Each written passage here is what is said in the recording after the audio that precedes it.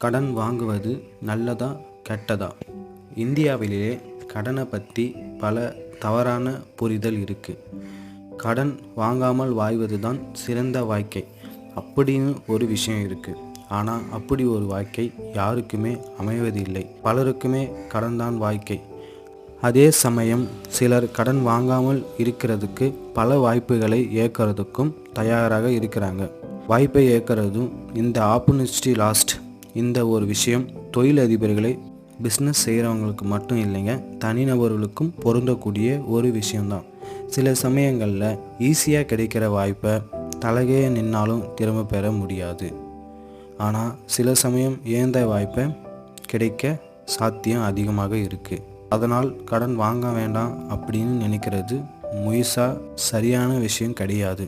உதாரணத்துக்கு வீட்டு கடன் மற்றும் கல்வி கடன், இது இரண்டுமே செலவுக்கான கடன் கிடையாது, முன்னேற்றத்துக்கான கடன் தான் இல்லையா?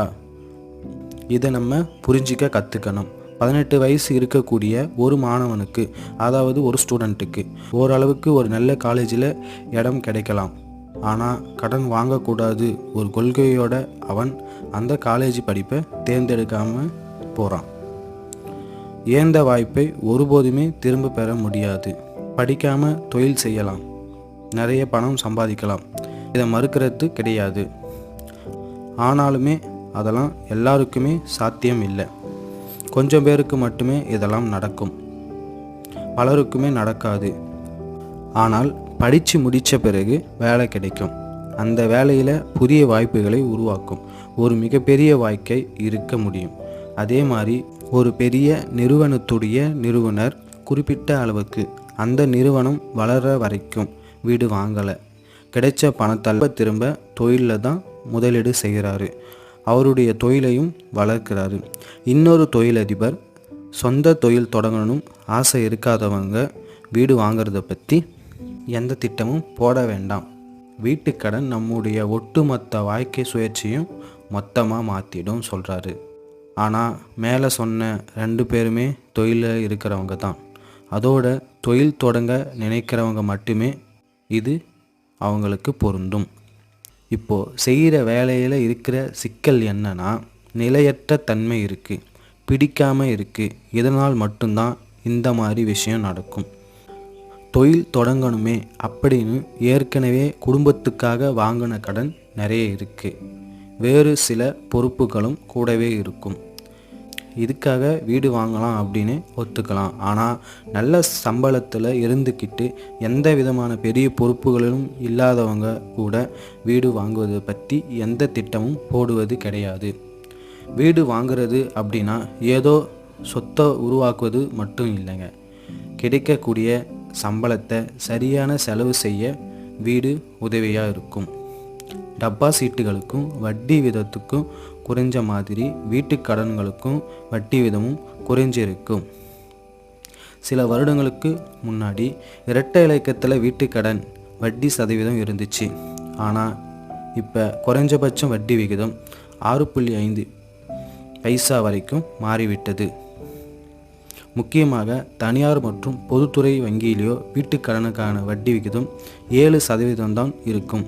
இதைவிட வீட்டுக்கடன் வாங்க சரியான சூழல் இருக்கவே முடியாது. சொந்த தேவைக்கெல்லாம் வாங்குறவங்களுக்கு வாடகை மிச்சம், கொஞ்சம் கூடுதலாக தொகையை கொடுத்தா போதுங்க. குறிப்பிட்ட காலத்துக்கு பின்னாடி வீட்டோட மதிப்பும் உயரும். சில வருஷத்துக்கும் முன்னாடி மட்டுமே வீட்டை முதலீட்டாக பார்க்க வேண்டாம் அப்படின்னு சொல்கிற சூழ்நிலை தான் இருந்துச்சு. அதாவது வீடு வாடகை என்ற ஒரு வருமானம் குறிப்பிட்ட அளவுக்கு ரொம்ப குறைவாக இருந்துச்சு. 1 கோடி ரூபாய் வீட்டு மேலே முதலீடு செஞ்சால் கிடைக்கக்கூடிய வருமானத்தை விட ஃபிக்ஸ்டு டெபாசிட்டில் அதிகமாகவே வந்துச்சு. ஆனால் இப்போ வீட்டோட வாடகை சரிவு கிடையாது, வங்கியோட ஃபிக்ஸ்டு டெபாசிட்டில் பெரிய சரிவு ஏற்பட்டிருக்கு. முதலீட்டுக்காக வீடு வாங்குறவங்க எண்ணிக்கையை உயர்த்தியிருக்கு. அதோட நீண்ட காலத்துக்கு வீட்டோட மதிப்பும் உயர வாய்ப்பு இருக்குது. ஆனால் அதுக்காக கடன் நல்லது, கடன் வாங்கணும் அப்படின்ற ஒரு பிளைனான ஒரு எண்ணத்தை நீங்கள் வளர்த்துக்க வேணாம். தேவையான கடனை மட்டும் வாங்கணும். கடன் வாங்கி ஒரு டூர் போகிறது, ஆடம்பர தேவைக்கான கடன் வாங்குறது, இந்த மாதிரியான விஷயங்களை நம்ம கொஞ்சம் மறுபரிசீலனை செய்யணும். ஒருவருடைய டேக் ஹோம் சம்பளத்தில் 35% கடனுக்கான தவணையை செலுத்தலாம். அது வரைக்கும் இயக்கக்கூடிய பட்சத்தில் அவருடைய நிதி நிலைமை நல்லா இருக்கும். இதை தாண்ட பட்சத்தில் தான் கடன்களை மறுபரிசீலனை செய்ய வேண்டிய அவசியம் இருக்கும். இதுவரைக்கும் வீடு வாங்காதவங்க தற்போதைய குறைந்த வட்டி விகிதத்தில் தங்களுக்கு சாதகமாக பயன்படுத்திக்கலாம். சொந்த வீடு என்பது இந்தியாவில் இருக்கக்கூடிய 70% நடுத்தர மக்களுடைய வாழ்நாள் கனவு அப்படின்னு சொல்லலாம். முன்னாடி இருந்த நம்முடைய தாத்தா அப்பா சொந்த வீடு மிகப்பெரிய கனவாக இருந்தாலும் இன்றைக்கி இருக்கக்கூடிய நம்மளை மாதிரி பல ஆட்களுக்கு ரொம்ப ஈஸியாக இருக்கும். அதிலும் மாத சம்பளத்தில் வாங்குறவங்களுக்கு ரொம்ப ஈஸிங்க. நம்ம அப்பா பலதரப்பட்ட வேலை செஞ்சாலும் நமக்கு நல்ல ஒரு எஜுகேஷன், அது மூலமாக நல்ல வேலையும் கிடைக்கணும் அப்படின்ற ஒரு விஷயத்தில் ரொம்ப குறிப்பாக இருந்தாங்க. அந்த காரணத்தினால்தான் இப்போ இந்த தலைமுறைக்கும், அதாவது இந்த ஜென்ரேஷன் அதிக அளவிலான சலுகைகளை கிடைச்சிருக்கு. குறிப்பாக இந்த லாக்டவுன் காலத்தில் பல முதல் தலைமுறை பட்டதாரிகள் சொந்த வீட்டை வாங்கியோ இல்லைனா கட்டியோ இருக்காங்க. இதுக்கு ஏதுவாக லாக்டவுன் மூலம் ஏற்பட்ட பொருளாதார பாதிப்புகளுக்கு ஈடு செய்ய ரிசர்வ் பேங்க் தன்னுடைய வட்டி விகிதத்தை குறைச்சது. சாமானிய நடுத்தர மக்களுக்கு எளிதாக வீட்டுக்கடன் வாங்கவும் முடியும் அப்படின்னு ஒரு சூழல் உருவாச்சு. வங்கிகளிலோ வாராக்கடன் மிகவும் அதிகமாக இருக்கின்ற காரணத்தால் வீட்டுக்கடன் தான் வங்கிகளிலும் ரொம்ப பாதுகாப்பாக வர்த்தகமாக இருக்கும். சொந்த வீடு வாங்கிறதுல 95% பேர் கடன் மூலம்தான் வாங்குறாங்க. வெளியில் கடன் வாங்கினால் 2 பைசாவிலிருந்து 5 பைசா வரை கடன் வாங்கணும். அதே பேங்க்கில் வாங்கும்போது 60% இருந்து 1 பைசாக்குள்ளேயே வீட்டுக்கடன் வாங்க முடியும். சொந்த வீட்டை வாங்கிறதுக்கு அப்படி இல்லைனா கட்டுவதற்கும் வங்கி கடன் ரொம்பவும் சிறந்த தீர்வாக இருக்குது.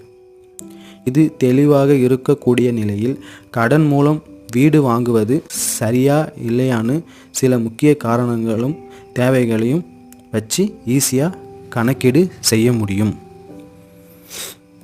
வீடு வாங்குவதை எமோஷ்னலாக பார்க்காம ஒரு முதலீடாக பார்த்தா என்ன ஆகும்? பொதுவாக பெருநகரங்களில் வீடு வாடகை ரொம்ப அதிகமாக இருக்கும்.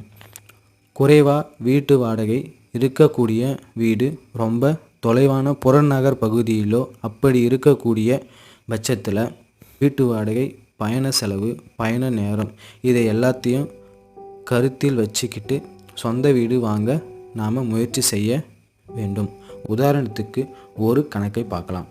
வீட்டு வாடகை 25,000 ரூபாய், பயண செலவு 6,000 ரூபாய், பயண நேரம் 3 மணி நேரம். பயணத்தின் மூலமாக ஏற்படக்கூடிய உடல் வலி, அதற்கான மருத்துவ செலவு, உடல் நலக்குறைவு, எடுக்கப்படக்கூடிய ஒரு லீவு அப்படின்றது இதை எல்லாத்தையும் கணக்கில் ஏற்றுக்கணும். குறைஞ்சது 25,000 ரூபாய் வருது இல்லையா? இந்த 35,000 ரூபாய் மாத சம்பளத்துக்கு இப்போது சந்தையில் கிடைக்கக்கூடிய சராசரி வீட்டுக்கடன் வட்டி அளவிலான ஒரு 7% வச்சு கணக்கு போட்டோம் அப்படின்னா 52 லட்சம் ரூபாய் கடன் பெற முடியும். இந்த தொகையை வச்சு கட்டாயம் பெருநகரங்களில் ஒரு நல்ல வீட்டை வாங்க முடியும். எதிர்காலத்தில் ஒரு வாடகை வருமானமும் பெற முடியும். இதே மாதிரி டவுன் இல்லைனா சின்ன நகரங்களில் சொந்த வீடு வாங்க திட்டமிடும்போது சில மாறுபட்ட வழிகளை கூட நாம் தேர்ந்தெடுக்கலாம். டவுன் மற்றும் கிராமங்களில் வாடகை வீடு ரொம்ப குறைவாக இருக்கும், பயண தூரம் குறைவாக இருக்கும். இதனால் மாத செலவுகள் கட்டாயம் குறையும். இப்படி இருக்க சூழ்நிலையில் சொந்த வீடு வாங்கிறதுக்கு முன்னாடி குறைஞ்சபட்சம் 50% தொகையை சேமிப்பு இல்லைனா முதலீடு செஞ்சு சேர்த்துக்கணும். மீதம் இருக்கிற தொகைக்கு கடன் வாங்குறது சிறந்த வழியாக இருக்கும். 4,000 6,000 ரூபாய் வீட்டு வாடகை, 25,000 30,000 வரை இஎம்ஐ செலுத்துறது தேவையில்லாத ஒன்றுதான். வீட்டு வாடகை மூலமாக வரக்கூடிய வருமானம் கட்டாய கடன் சுமையை பெரும் பகுதியை குறைக்க முடியும். அதனால் நாம் செய்யக்கூடிய முதலீடு பயனுள்ளதாக மாறணுமே தவிர சுமையாக மாறிவிடக்கூடாது.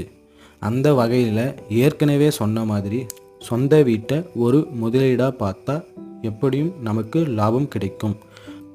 நாம் வாங்குகிற வீடு அப்படி இல்லைன்னா அப்பார்ட்மெண்ட் அடுத்த ஒரு 10 வருஷத்தில் எவ்வளவு வளர்ச்சி அடைவது என்றதை கடந்த காலத்தை அளவிட வச்சு கணக்கிடணும்.